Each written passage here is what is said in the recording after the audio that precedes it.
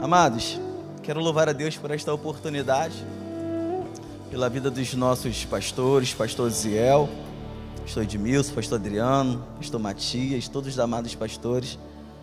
É uma honra fazer parte deste ministério, amém? Quantos querem continuar ouvindo a voz do Senhor, digam glória a Deus. Isso, sem delongas, se você puder se colocar de pé só para a leitura inicial.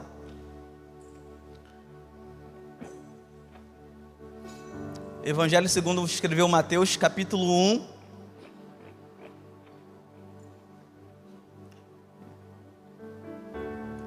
Versículo 1. Se quiser pode projetar o tema, tá? Se quiser pode projetar o tema.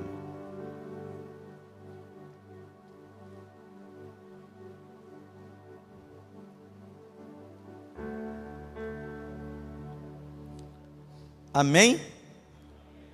Diz assim a palavra do Senhor, apenas a parte A. Livro da genealogia de Jesus. Você pode repetir só essa parte? No 3? 1, 2, 3. Feche os seus olhos.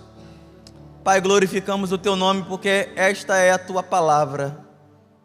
E ela permanece dada pelo Senhor no meio de nós. Fala conosco, não por intermédio de homens, mas por intermédio do Espírito Santo, que usa lábios humanos, ainda que pequeninos. Fala conosco, dependemos totalmente do Senhor, e que tudo seja direcionado para a honra e louvor da Tua glória. É o que te oramos, fazemos isso em nome de Jesus, amém. Tome seu assento.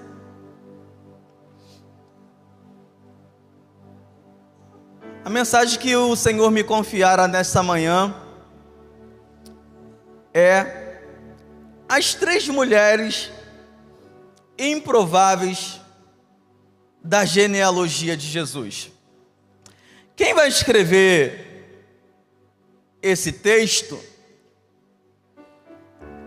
provavelmente é Mateus. E todo aquele que ou aquela que escreve algo, pode ser tentada a colocar algo, ou deixar algo de fora. Mateus não tinha esse direito, porque quem está conduzindo Mateus a escrever é o Espírito Santo. E de acordo com a Bíblia, Paulo escrevendo ao seu filho querido na fé Timóteo, ele vai ser muito claro. Ele vai dizer que toda a Escritura é divinamente inspirada por Deus. Então Mateus não tem o direito de deixar nada de fora, ainda que ele seja atentado a tal ação. Ele vai dizer mais a Bíblia, o apóstolo vai dizer, Pedro, que aqueles que escreveram a Bíblia, os autores, foram conduzidos, literalmente levados pelo Espírito Santo. Então, quando Paulo fala que toda a Escritura, ele está dizendo cada parte, cada frase, cada palavra, cada letra, cada vírgula, cada ponto em vírgula, tem a sua intenção, tem o seu propósito. Então Mateus não poderia se dar o luxo de deixar nada de fora. Ele não tinha autorização para tal coisa. Por que, pastor Osés? Porque o livro, a história que ele vai narrar, não é sobre ele, é sobre o Salvador da nossa alma, o Senhor da nossa vida, a razão do nosso viver, a razão da nossa existência, o amor, o primeiro amor da nossa vida. Ele não vai falar de si, ele vai falar de Jesus.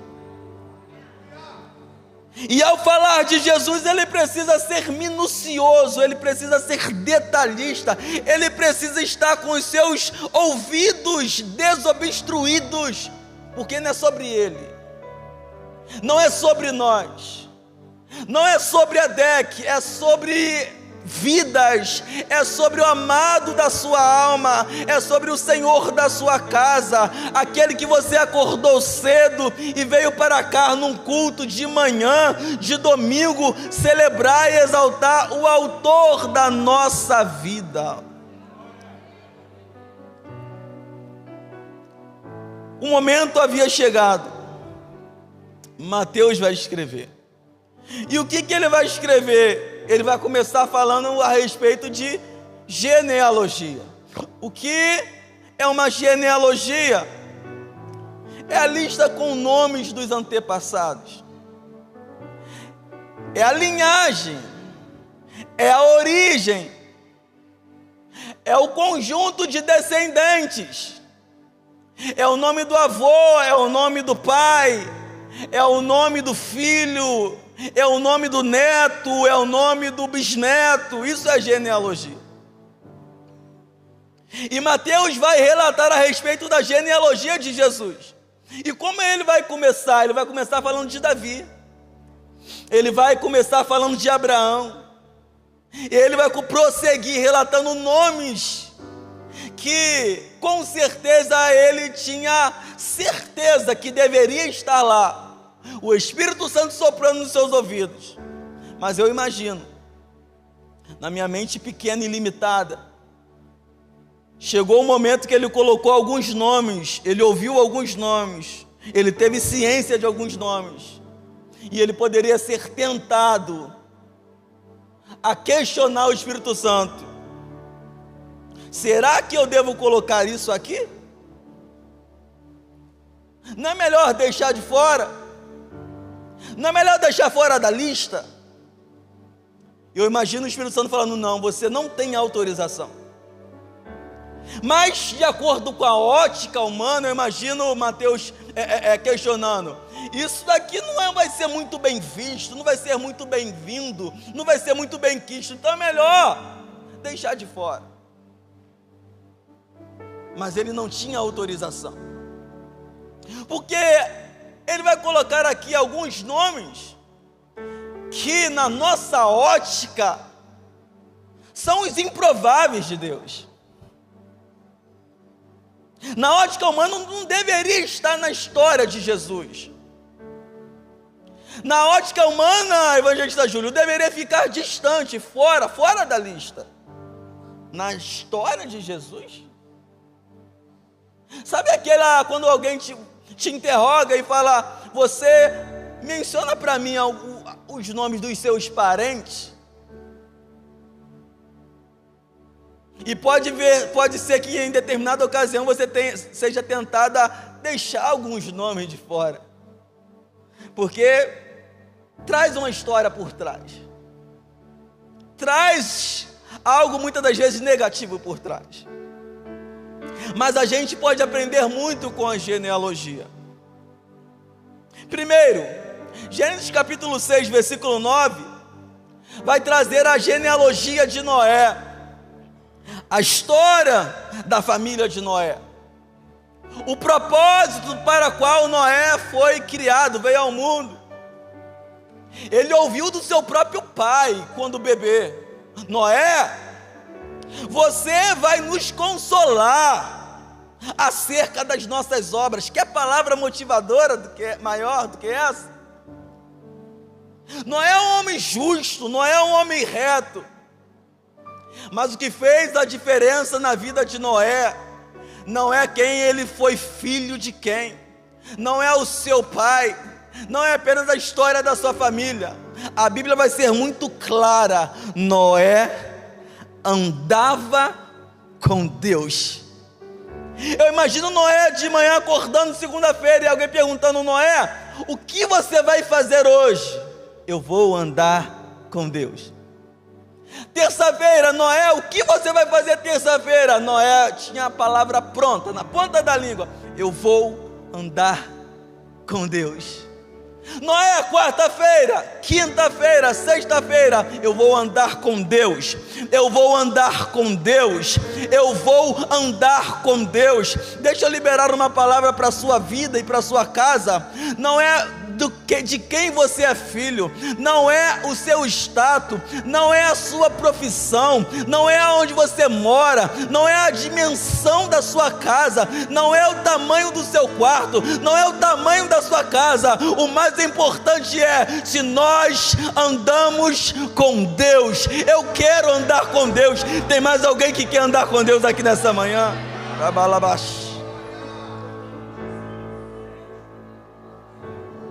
Então o que nós aprendemos com a genealogia de Noé? A relevância, a importância de andarmos com Deus. Livro de Juízes, capítulo 11, versículo 1, vai trazer para a gente a história de um homem que morava numa cidade, Gileade, uma cidade que tinha um histórico de cura. Menciona onde ele morava, menciona a sua qualidade, ele é valente. Menciona a sua virtude, ele é valoroso. Jefité, um gileadita, é um valente, é um valoroso. Eu imagino o escritor escrevendo a história, a genealogia de Jefité, e sendo tentado a não colocar o que está no texto. Eu devo colocar isso aqui mesmo? Espírito Santo, você não é a tua história, então você não tem direito. Coloca. Então ele vai colocar: porém, filho de uma prostituta. Quem quer ter na sua história, da sua família, isso aqui, gente? Quem quer ter, pastor Matias? E aí os seus irmãos falaram: Jefité, olha só, tu é um cara virtuoso, tu tem qualidades, tu nasceu até numa cidade boa, mas faz o seguinte, filhão, tá aqui, ó, pega o seu banquinho, saia de mansinho, porque no nosso meio você não fica. Por que eu não fico? Porque você é filho de uma prostituta.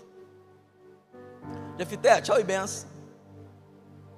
Imagina, Jefité foi, e o lugar para o qual ele foi é profético para a sua casa, para a sua vida, para a minha vida. Ele vai para Tobi, cujo significado é bom.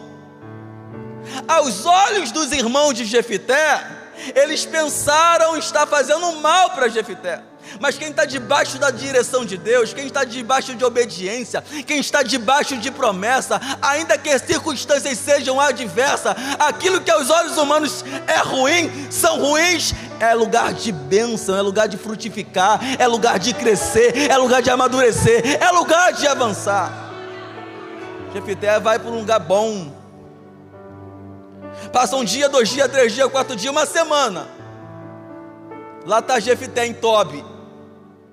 E aí, o nosso Deus é especialista em dar reviravolta na vida do homem. Ele é especialista em mudar circunstâncias. Ele é especialista de provar e honrar e fazer cumprir a sua palavra. Jefité está debaixo de promessa, ele está debaixo de um propósito. E aí Deus cria uma situação.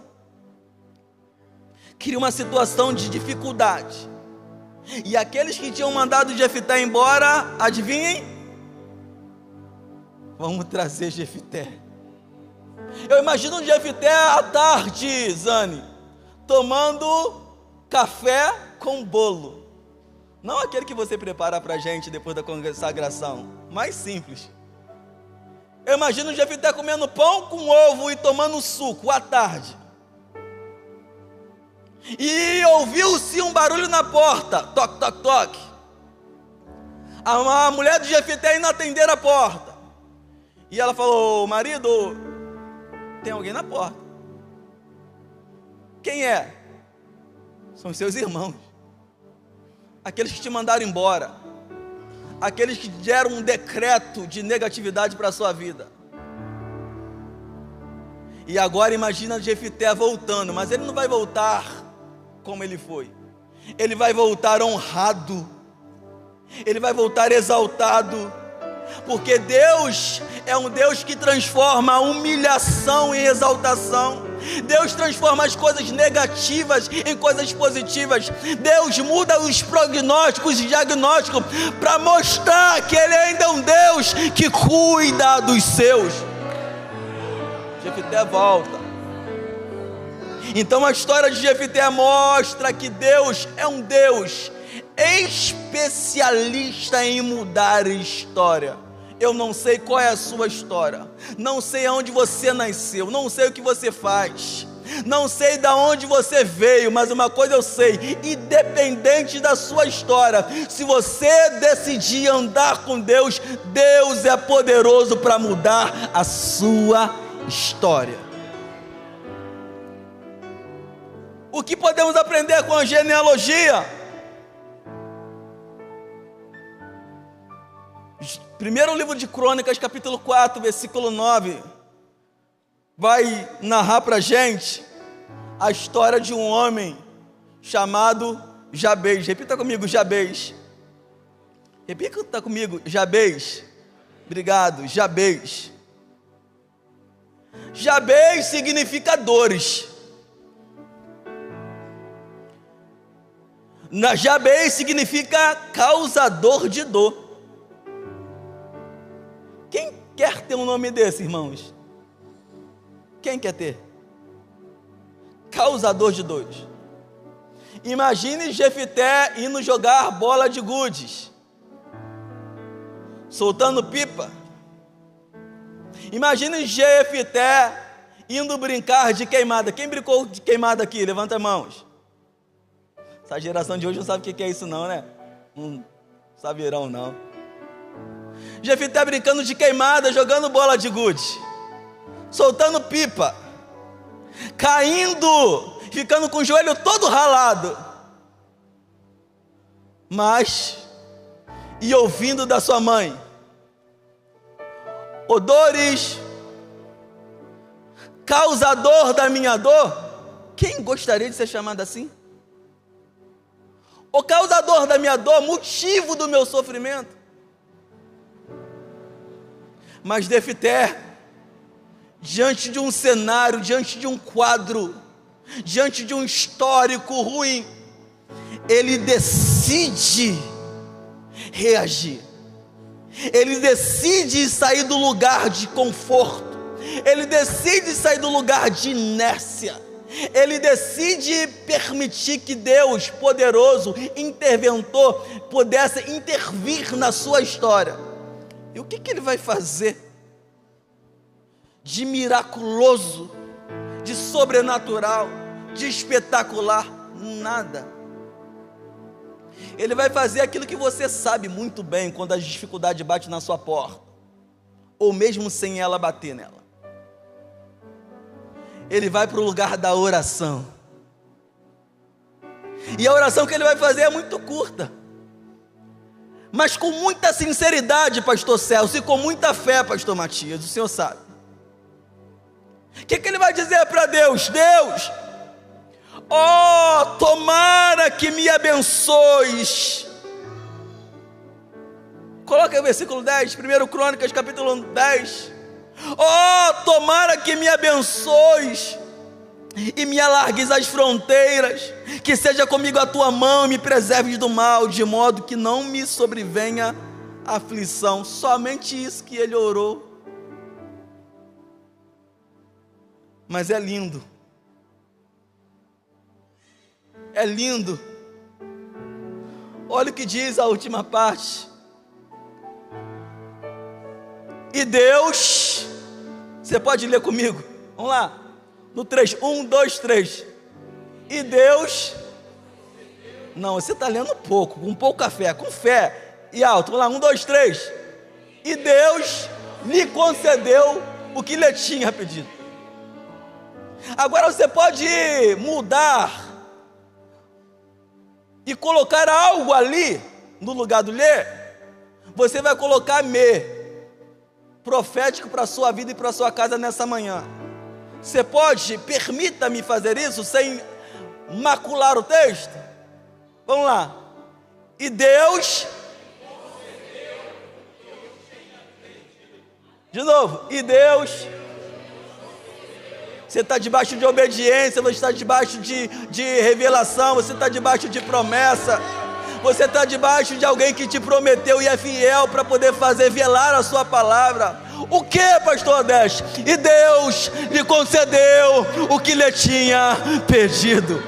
Continue orando, continue aguardando, continue esperando, continue obedecendo, porque a qualquer hora Deus vai chamar a sua senha. O que a genealogia me ensina aqui? Um Deus que responde orações feitas com sinceridade e fé. Não precisa usar a palavra rebuscada, não precisa ter um alto vocabulário. Pode ser nós vai, nós fomos, mas é sincera, do coração. Fala para Ele.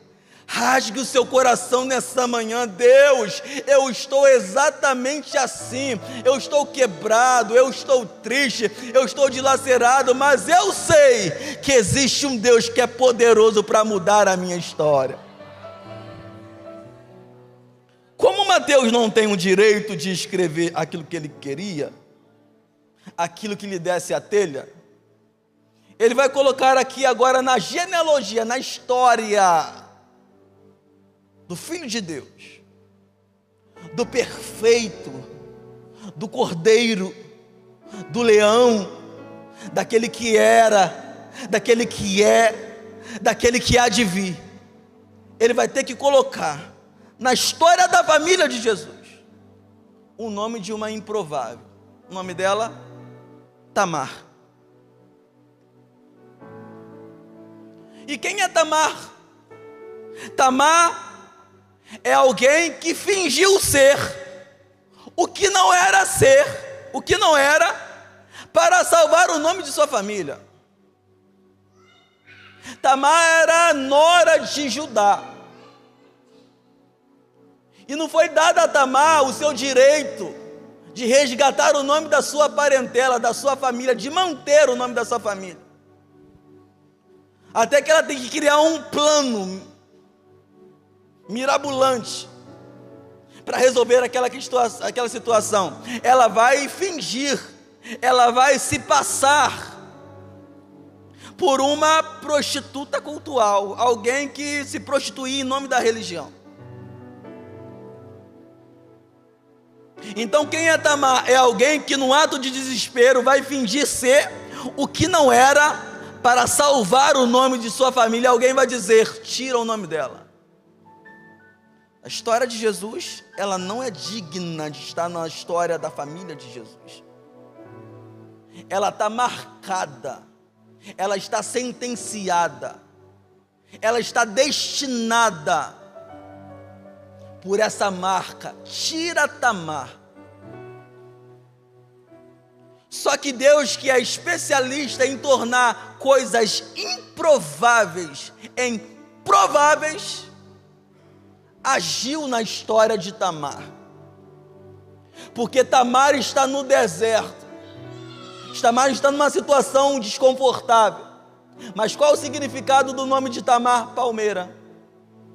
Uma das características da palmeira é crescer no deserto. Você não entendeu?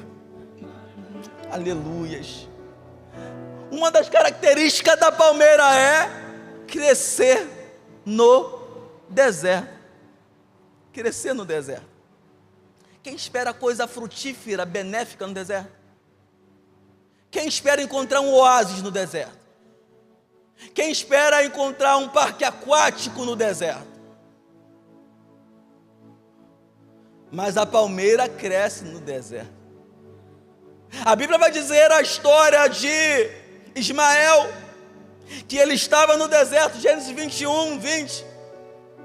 Mas o que é mais importante na história de Ismael? Que Deus estava com o rapaz. Coloca por gentileza Gênesis 21, 20. O Senhor, Deus, estava com o rapaz.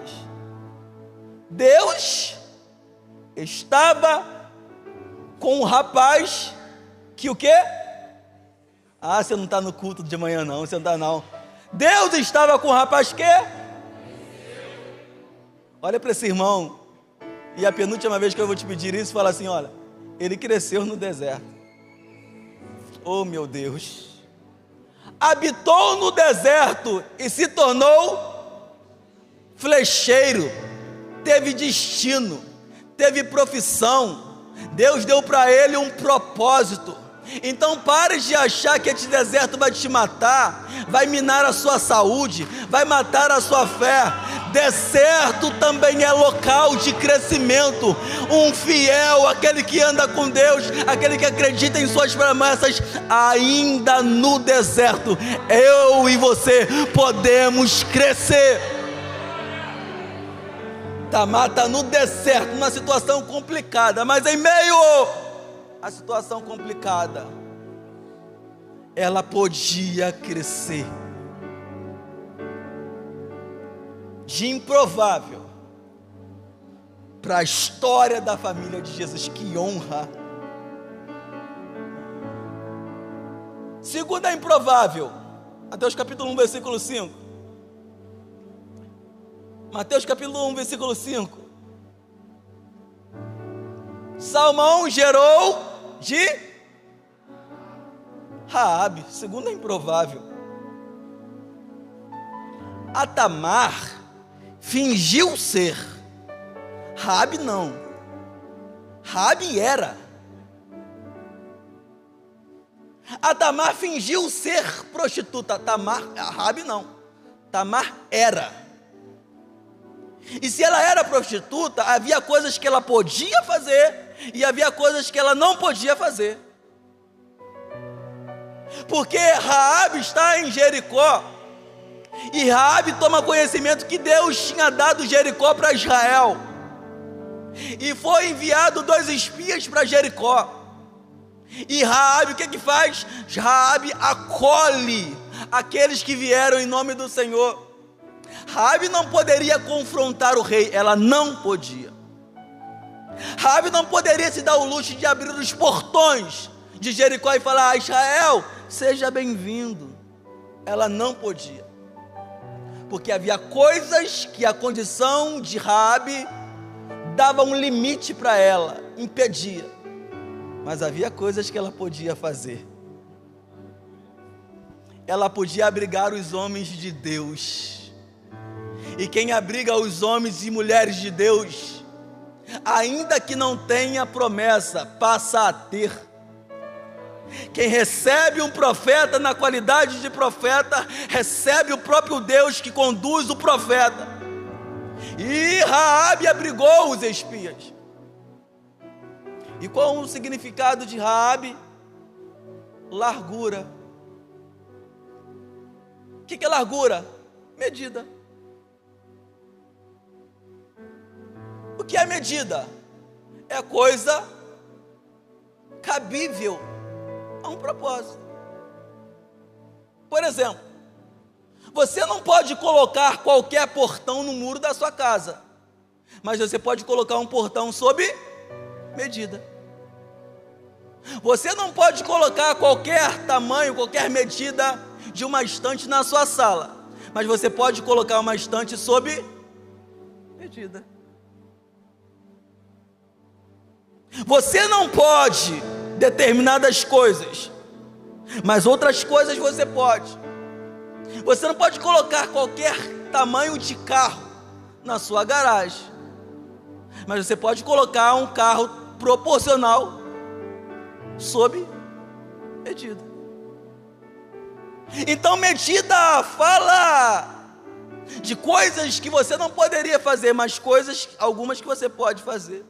Por quê, pastor? Porque para a arca tinha uma medida, para o altar do holocausto era sob medida, os santos dos santos era sob medida, o tabernáculo tinha uma medida, o templo tinha uma medida. Eu sei que você não entendeu. Deixa eu clarificar, por gentileza. Não é qualquer coisa que vai te trazer satisfação espiritual. Não é qualquer tempo no secreto que te faz íntimo de Deus. Não é qualquer tempo. Não é qualquer tempo de oração que vai te proporcionar a ser reconhecido no céu, temido no inferno e respeitado na terra. Não é qualquer medida. Deus tem uma medida e a gente precisa atender, a gente precisa entender, a gente precisa se adequar à medida de Deus. Deus te trouxe nessa manhã para dizer: Ele ainda tem um projeto contigo, Ele ainda vai concluir aquilo que Ele falou que vai fazer, Ele ainda é poderoso para mudar a sua história, mas eu e você precisamos entrar na medida de Deus. Já que entrou na medida de Deus, Raabe, tem promessa agora sobre a sua casa. A cidade pereceu. A cidade pereceu. A cidade pereceu. Os moradores pereceram. A cidade foi destruída.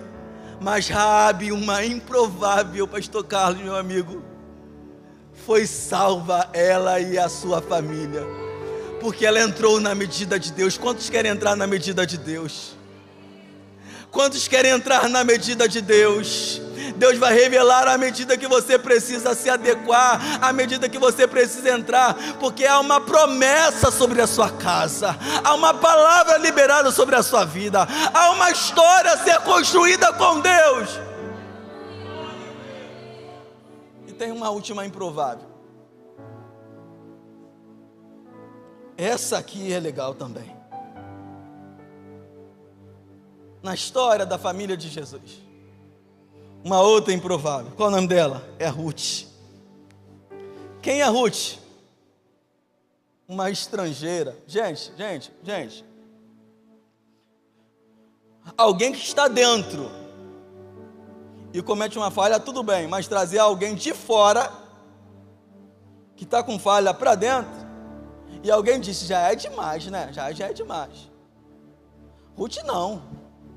Uma estrangeira. Quem é Ruth? Deixa eu refrescar a tua memória, você sabe quem é. Ruth morava em Moabe, e saiu um determinado homem, Elimeleque, com a sua esposa Noemi, e seus 2 filhos foram lá para Moabe, lá para a terra estrangeira. E o texto, tudo sugere no texto, que eles saíram de forma precipitada. Agora morre Gênesis, morre o chefe da casa, morre o primeiro filho, morre o segundo filho. Gente, quem tem esperança e perspectiva em viver dentro de um cenário desse, de morte, de perdas? Quem, gente? Sobra só Noemi. Tem 2 noras. Uma, tô indo, tá? Me deu uma carta branca, tô indo. Tô voltando para a casa dos meus pais. E aí a Noemi fala: olha, Ruth, pode ir também. Se você quiser, pode ir. Só que Ruth já tinha provado do amor de Deus. Ruth já sabia agora quem era Deus. E quem experimenta Deus, ainda que tente voltar, não vai conseguir. Porque já experimentou a graça, já experimentou o perdão, já experimentou a ressurreição, já experimentou a vida, já experimentou aquele que, quando estamos lá embaixo, Ele coloca e nos anima, e nos revigora, e nos dá um destino. Ruth já tinha experimentado isso. E alguém fala: Ruth, volta. Ruth fala: volto nada? Sou doida.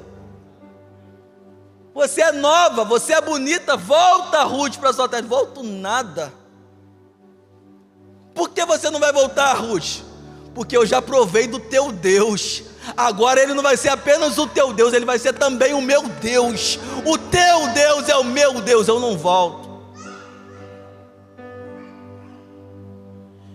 Mas por que Ruth fica? Porque qual o significado do nome de Ruth? Repita comigo: amizade. Deus preparou para aquela mulher improvável, Noemi, para uma mulher que estava com a história da sua família destruída, arruinada, sem perspectiva de vida, cabisbaixa, moribunda, sem ânimo algum. Deus colocou uma amizade do lado dela. Oh, meu Deus!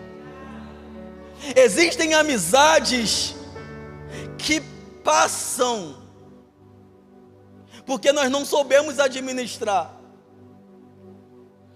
Já perdi muitos aparelhos celulares. Minha esposa sabe, eu sou mestre, agora não perco mais não, eu já perdi muito. Quantos, pastor Zé? Pelo menos uns 6. Perdi mesmo. Irmãos, eu já perdi aparelho celular dentro do rio. Eu namorava e eu estava passando, pastor Matias, numa pontezinha aqui, perto do Betel 1, e tem uma pontezinha, né, muito fininha. Eu estava passando ali de moto, irmãos. O celular estava dentro do bolso da calça de Taquetel.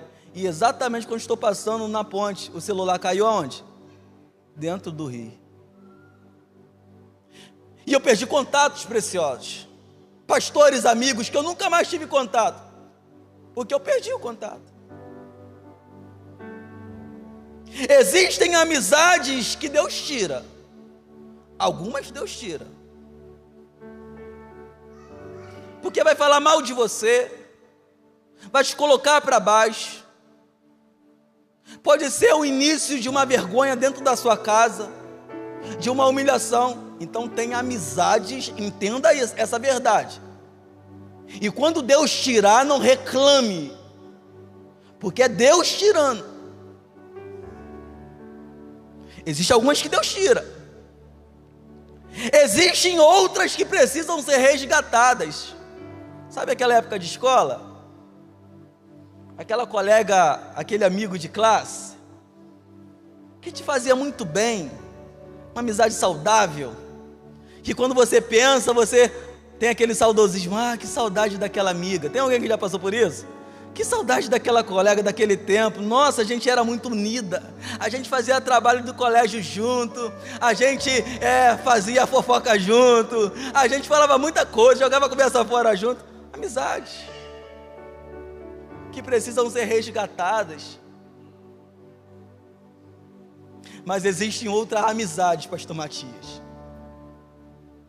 que são preparadas por Deus, que Deus coloca na nossa vida, que Deus coloca na nossa história, que Deus coloca no nosso ministério, que Deus coloca no meio da nossa família. É o contato, é o network, é aquele contato precioso que Deus coloca intencionalmente para você chegar aonde não chegaria sem Ele. Quem é esse contato, pastor Zé? É Ruth. Agora a Ruth tem uma grande probabilidade de resgatar a sua honra, a sua autoestima, por causa de uma preciosa amizade de uma improvável estrangeira, mas que aceitou a proposta de Deus, e por aceitar a proposta de Deus, de improvável passou a estar na história da família de Jesus. Coloque-se de pé, por gentileza. Quantos creem que essa manhã é uma manhã profética? Diga: eu creio. Quantos que acreditam que Deus está agindo por intermédio da sua palavra, não por intermédio do pregador? Diga: eu creio. Então cata a mão do irmão que está do seu lado, por gentileza. Isso. Vira para ele, de frente para ele. Vira de frente para ele, de 2 em 2. Vira de frente para ele, 2 em 2. Fala para ele: nessa manhã, você é a minha Ruth, é a minha amizade, que Deus preparou para você. E aí, o que você vai fazer com isso? Fala com ele: eu vou te colocar para cima. Eu vou te animar. Diga para ele: eu vou orar contigo e por você. Eu te prometo, se for sincero, fala: eu te prometo, ainda que as coisas estejam ruins para você, eu não vou te deixar, porque nessa manhã Deus me coloca sobre a sua vida como Ruth. Então, se Ele te colocou como Ruth, vamos orar. Vamos orar nessa manhã. Ora, começa a orar pela vida dele. Não para não. Começa a orar. Começa a liberar aí uma palavra profética para a vida dele, para a casa dele. Fala: você pode até estar no deserto, mas Deus vai te dar vitória. Você pode até estar numa fase ruim, mas Deus é poderoso para mudar esse cenário. Vamos orar. Começa a orar com ele. Começa a liberar palavras proféticas na vida dele. Eu te abençoo, eu profetizo em nome de Jesus que ainda esse ano Deus vai te animar, Deus vai levantar a sua cabeça. A história ainda não terminou, a história ainda está no meio. Deus é poderoso para mudar a sua história. Começa a orar. Começa a orar por ele. Começa a orar por ela. Ruth, começa a orar, Ruth. Ruth, começa a orar por Noemi, Ruth. Ruth, começa a liberar palavras sobre Noemi, Ruth, porque Deus te colocou com um propósito do lado dela. Deus te colocou com um propósito do lado dele. E ainda que o cenário diga não, você é uma Ruth, você é uma amizade fiel, que Deus colocou, que Deus plantou, que Deus projetou, para poder reanimar essa Noemi, nessa manhã. Ministério de louvor, por gentileza.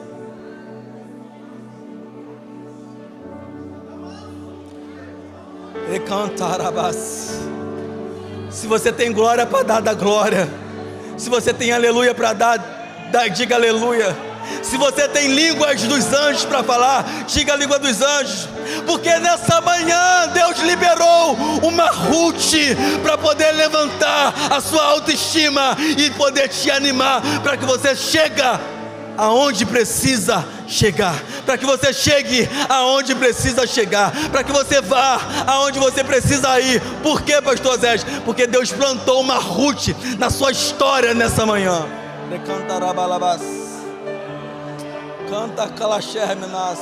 Estás aqui, movendo entre nós.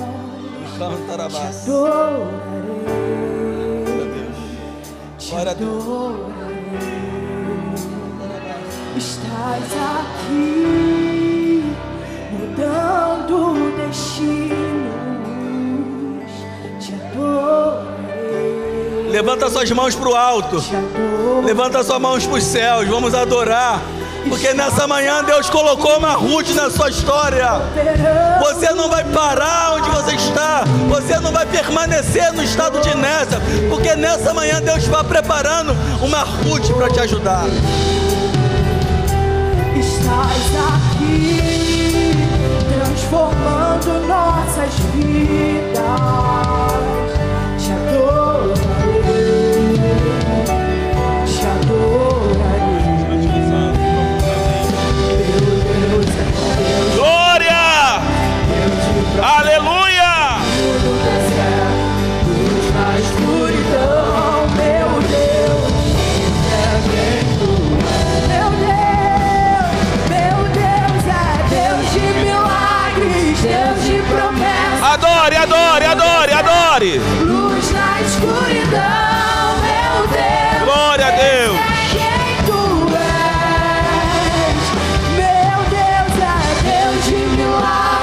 Deus de promessas, caminho no deserto, luz na escuridão, meu Deus, esse é quem tu és. Aleluia! Meu Deus é Deus de milagres, Deus de promessas, caminho no deserto, luz na escuridão, meu Deus, esse é quem tu és. Aleluia! Glória a Deus. Feche os teus olhos. Agradeça a Deus. Remachere andarabashuri calabachere andarabanaias. Ricalabachere andarabas. Agradeça a Ele. Você pode se sentir pequeno. às vezes rejeitado, outras vezes de lado, mas o Senhor jamais te tem por esquecido. O Senhor jamais te tem por rejeitada, abandonada. Tu não és, tu és amada, tu és escolhido, tu és minha, tu és meu, diz o Senhor. Eu não preciso de muito, eu não preciso de grandes coisas para fazer o que eu tenho a fazer na tua vida. Eu uso os improváveis, eu uso os incapacitados, eu chamo os que não têm boa fama, eu chamo os que não têm boa história, eu chamo ainda hoje os sem currículo, porque quem faz currículo sou eu, quem escreve história sou eu, quem muda situações sou eu, quem transforma sou eu, diz o Senhor. Se você recebe, levanta a tua mão, porque você faz parte desta história, você faz parte desse cenário, você faz parte do propósito de Deus, você faz parte do querer de Deus, você está inserido naquilo que Deus tem a fazer nestes dias. Adore a Ele. Meu Deus é Adore Deus a de Ele. milagres, Deus de promessas, caminho no deserto, luz na escuridão. Meu Deus, esse é quem tu és. Meu Deus é Deus Adore. de milagres, Deus de promessas, caminho no deserto, luz na escuridão. Meu Deus, esse é quem tu és. Glória a Deus. Se há alguém aqui hoje que queira voltar para Jesus, ou alguém que queira se entregar ao Senhor Jesus, procure a mim aqui, uns dos pastores, uns dos oficiais da igreja aqui. Pode procurar a gente aqui. Nós vamos orar por você, nós vamos abençoar a tua vida. Glória a Deus. Abra sua mão. Glória a Deus. Aleluia. Aos improváveis,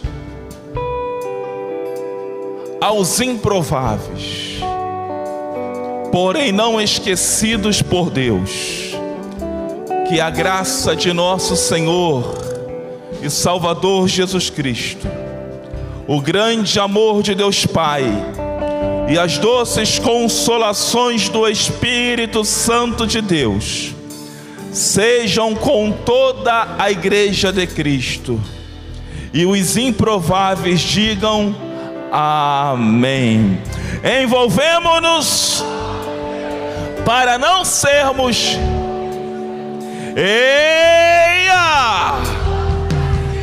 porque sente-se, agradeça a Deus.